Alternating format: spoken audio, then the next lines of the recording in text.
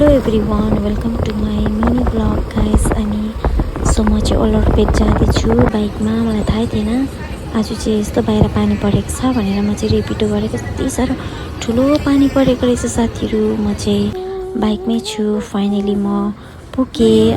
कस्तो दामी, म चाहिँ अहिले यहाँ छु।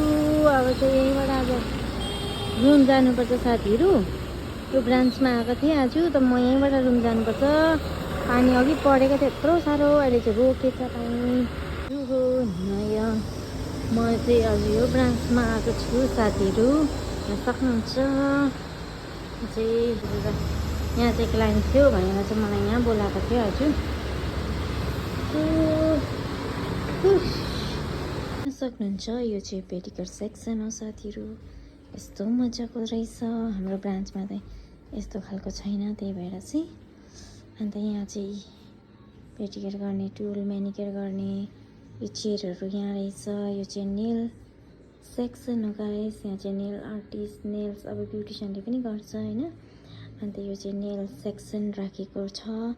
सो यो ब्रान्चमा चाहिँ म फर्स्टचोटि आएको, अनि कस्तो राम्रो रहेछ है।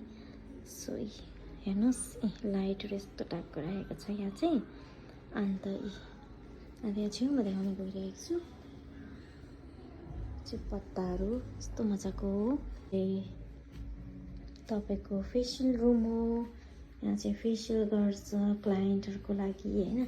अनि यहाँ चाहिँ यस्तो यो चाहिँ के हो भनेपछि, जब हामी फेसियल गर्छौँ नि त यो लाइटहरूले चाहिँ पुरै रुमलाई कभर गर्छ अनि रिल्याक्सिङ दिन्छ भनेर चाहिँ राखेको छ साथीहरू।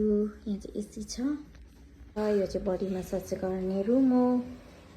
यहाँ चाहिँ बडी मसाज रुम होइन, सबै रुममा हामी चलाउँछौँ, तर यो चाहिँ स्टिम गर्ने रुम हो, जो बडी मसाज गरेर चाहिँ नुहाउनुको लागि सावर ल्याउँछ साथीहरू। यो चाहिँ यस्तो, यहाँ चाहिँ यस्तरी क्लोज गरेर राख्नुपर्छ यसलाई चाहिँ होइन। यस्तो छ। उता हेर्नुभयो भने चाहिँ के हो भनेपछि उता चाहिँ पेन्ट्री छ, यता आइब्रो सेक्सन छ, प्रडक्टको सामानहरू पनि राख्छ।